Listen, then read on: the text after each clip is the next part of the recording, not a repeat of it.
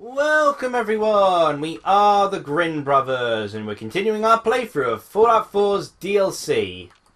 That was surprisingly good tracking, be able to see old Longfellow all the way over there. I'm supposed to secure this place, but I don't know what's left to kill. Is this the little girl's quest? Yeah. Pretty sure I said that. Okay, I'm sorry, I must have just forgotten. You didn't pay attention to me. Until the fog is cleared. If the fog needs clearing, you'd have to set up some fog dispensers. But you can't activate. You need the workshop to do that, don't you? I assume so, unless there's fog dispensers already around here somewhere. Yeah, and then you fix them up like you did before.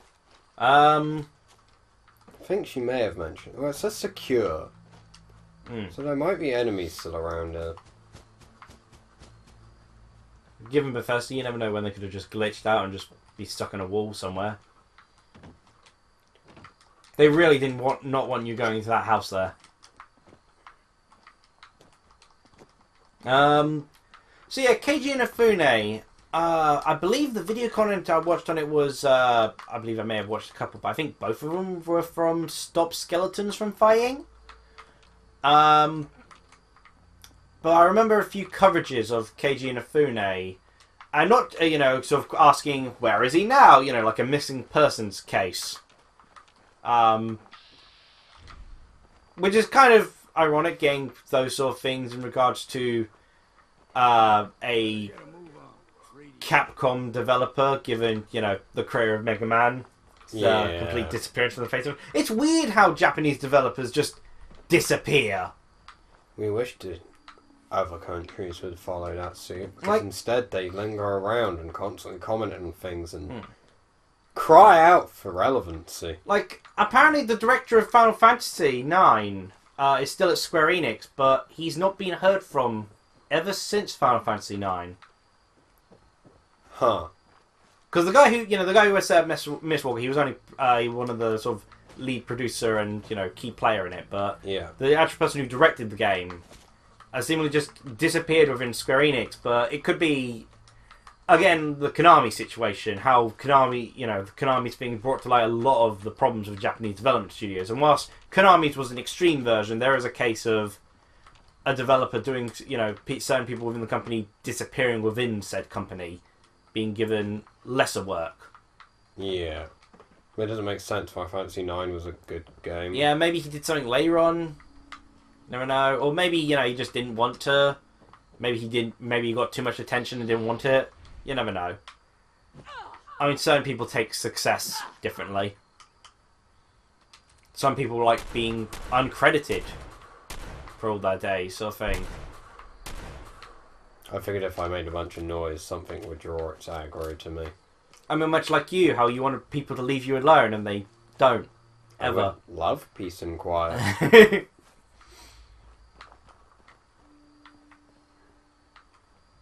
But yeah, the interesting thing with the video is that to probably cap up the whole Keiji Inafune situation, they had to cap off a lot of stuff happening before Keiji Inafune left Capcom. Oh, stairs. In that they started, the video mentioned the reasons for Keiji Inafune leaving Capcom in the first place. Yeah. And the sort of history before that. And a lot of it was happening around the years of, I think the start of the sort of thing was 2005, when Inafune started to notice the change in the video game market.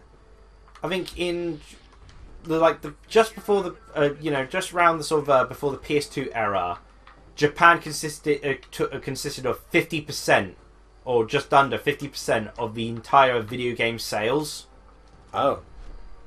By the Xbox 360 PS3 era, so about 2010, Japan consisted of 10% of the video game industry sales. Oh. It's a pretty big drop.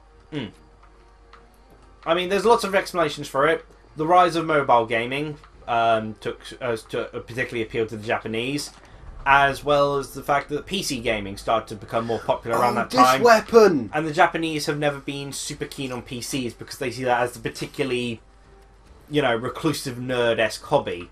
Like, that's kind of the thing. Like, video games aren't seen as much of a... They're seen as nerdy to a sense, but seen as... It was more acceptable for a longer period of time than it was overseas.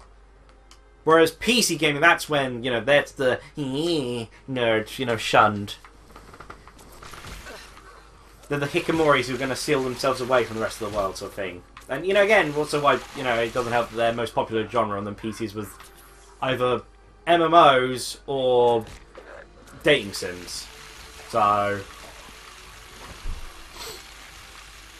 But yeah, but Keiji Inafune started to notice this downward spiral of the Japanese sort of gaming, as he puts it. And in a few years after that, I'm not sure when exactly he said it, but he was kind of ended up being infamous for his line of "Japan is dead," in reference to gaming.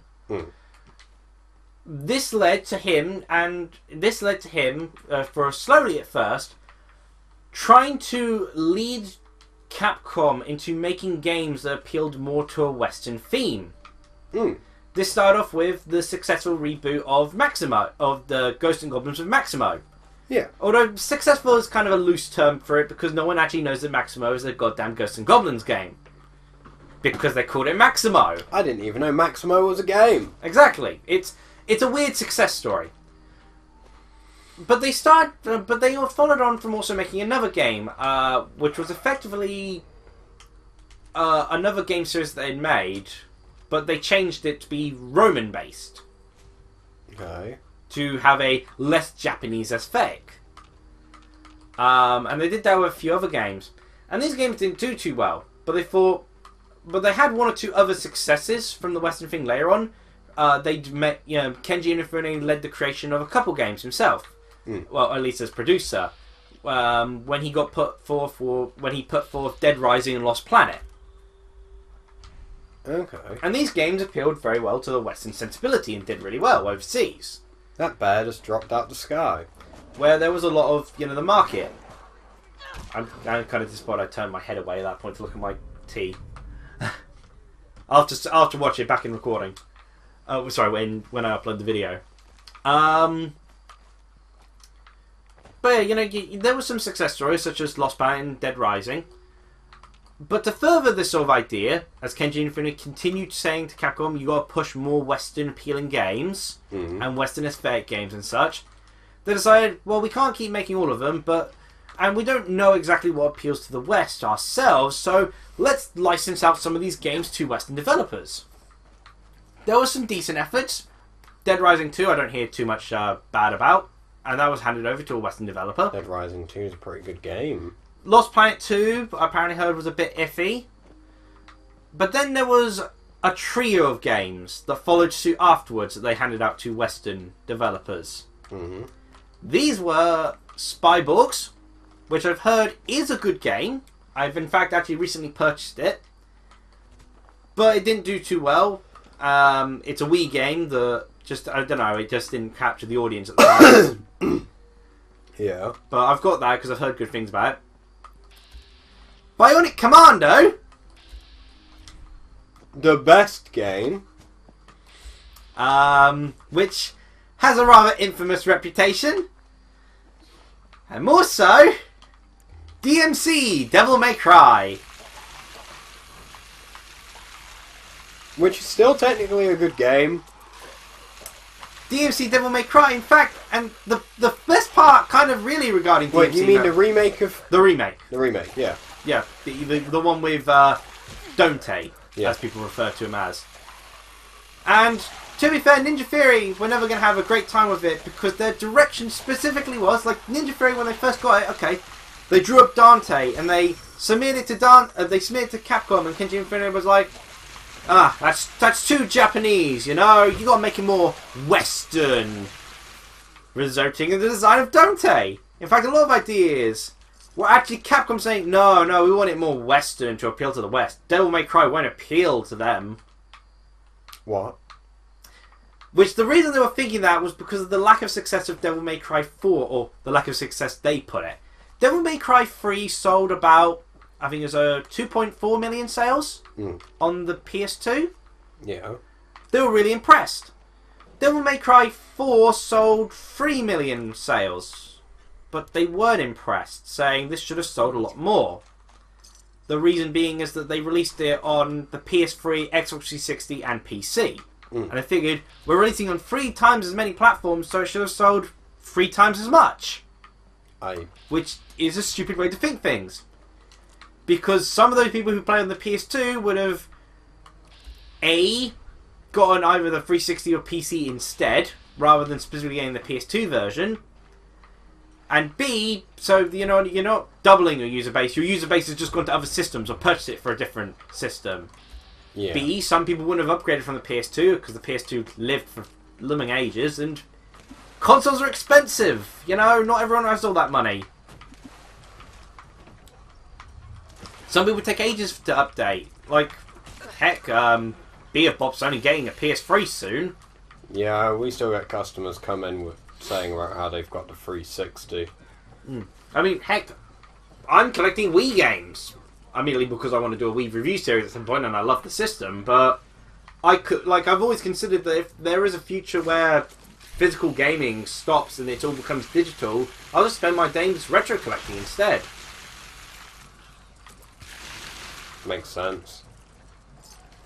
Like, I have no intention of following the digital market into the future. There's enough games out there for it to not really be an issue.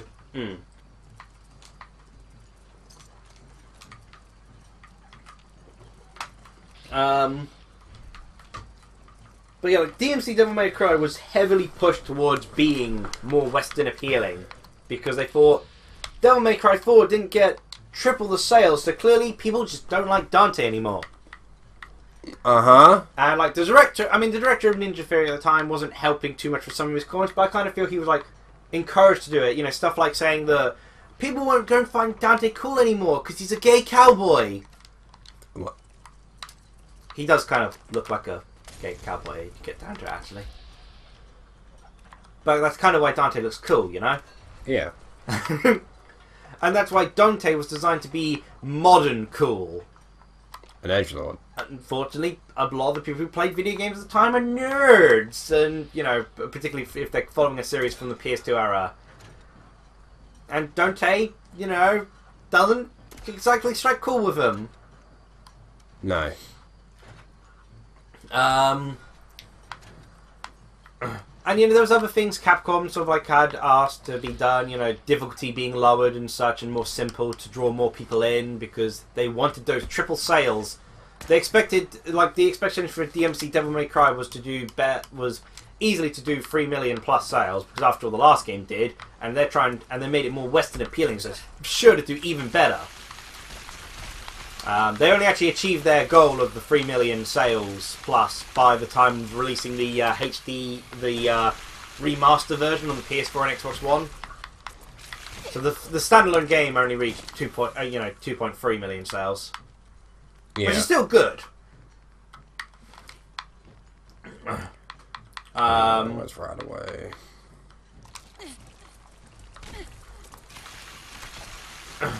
But yeah, but Keiji Inafune led the push for such things, but unfortunately he didn't stick around for all those pushes because he left after a month of making all those decisions. Oh. That's when he set up his own company, still continuing his trend of saying that the Japanese industry is dying. And so he started working on a bunch of other sort of game ideas. He made Yaiba, the spin-off of Ninja Gaiden, which was horrifically received. He also made Kaio, King of the Pirates, which never got released and cost the company who was working on it, I think, marvelous, about $3 million. The equivalent of...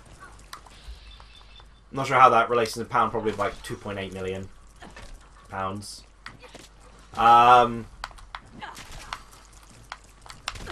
So they didn't get much fun out of the Kaio project because, again, Keiji Inafune made the game. It's like there's going to be an anime for it and merchant and toys, and in fact that happens with most of the Keiji Inafune things. In fact, the one game of his that proved a success, because of course he later on tried to make My Number 9, which didn't work out. Was it Shuriken Vault? No, because that's made by the people who made My Number 9. Like, Keiji Inafune has his company, and the company who made Azure Strike Gunvolt are a different company. Okay. They were just hired to do development on it. You know, the core sort of gameplay. Of course, you know, stuff like artwork, Keiji Inafune does himself, and some of his team does the sound, yada yada yada. Yeah. 4 out of 3. Yeah.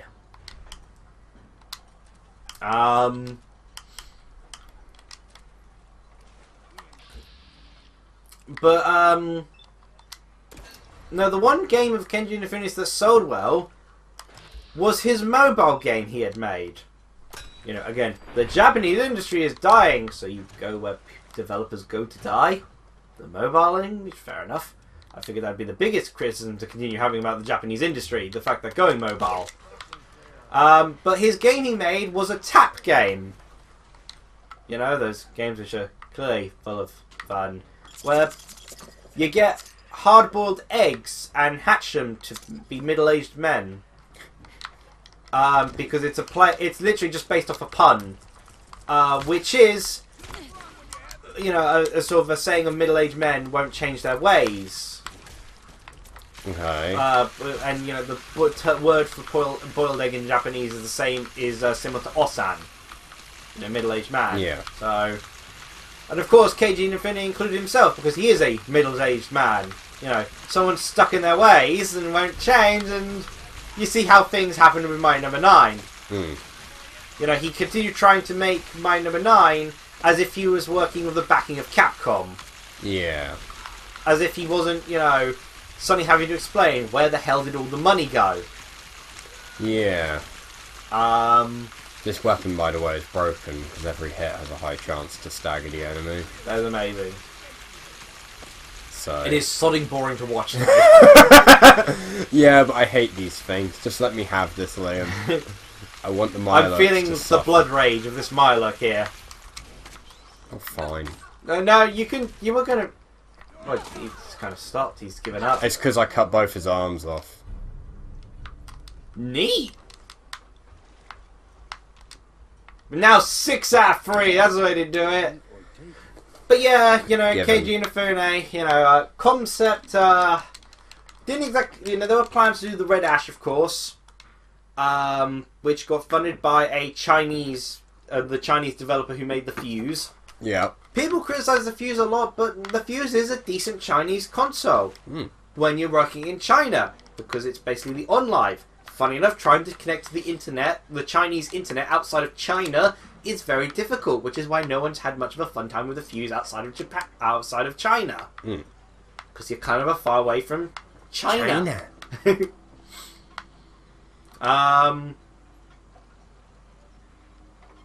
Oh, for a second I thought you crashed the game by trying to cook.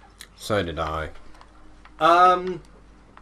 But people predict the concept actually got scammed out of it because nothing's occurred from that Red Ash game at all. There's been no news on it at all. Huh. The Red Ash anime got made. It was just a single OVA, registering about 24 minutes long. Was it good? I have no idea. I've never watched it. No one even really talks about it. Oh. I don't think people realised it came out. Well, there's no real fanfare about it, was there? No.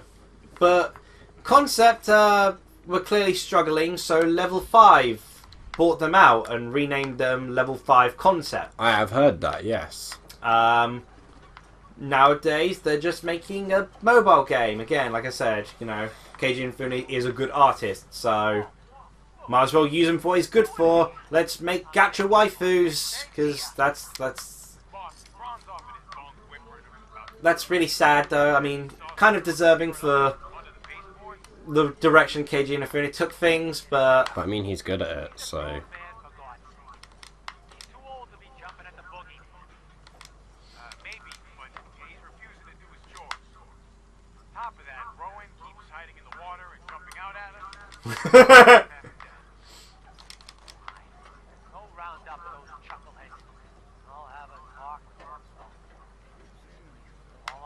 it seems to have fallen apart. What, did these people become trappers or something? They got torn apart by Mirelurks. Ah.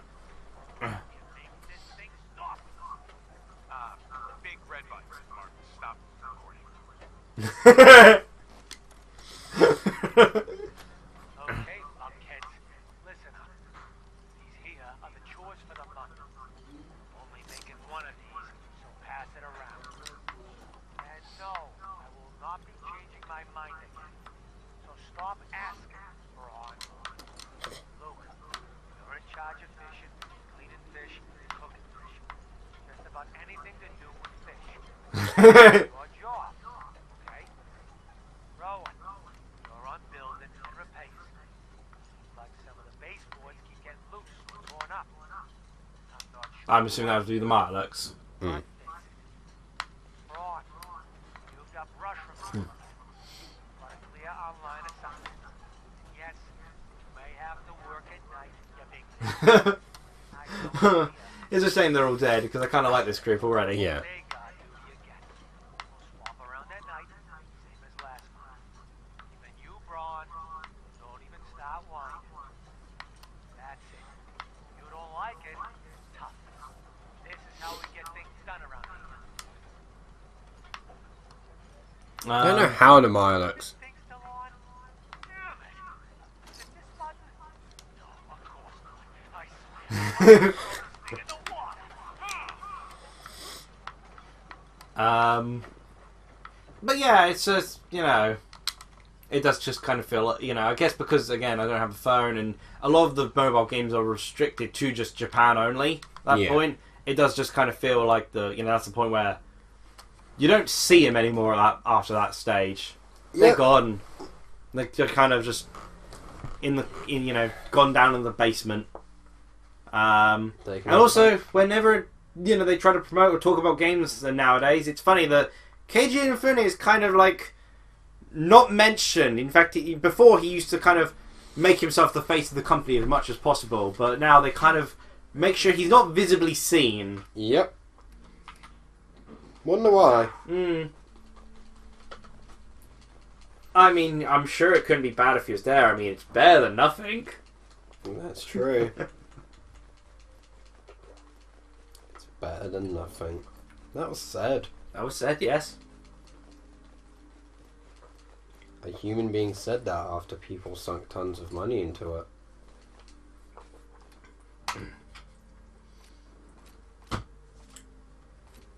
It's really interesting, actually, how Kickstarter in turn has helped prove to a lot of people that for all their supposed wickedness and such, publishers are surprisingly important. Mm-hmm. A lot of these developers don't know how to handle money or budgets in any sense. Yep.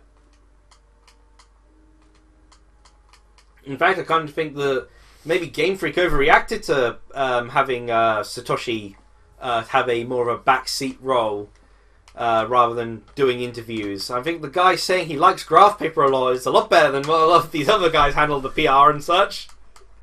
Sad, really, isn't it? And I guess, are we done? for this episode, yeah. Oh. Because I mean, it's well over 20 minutes. I just like listening to those guys. I had not been paying any attention to time, so That's okay. My excuse. Cheerio! Bye.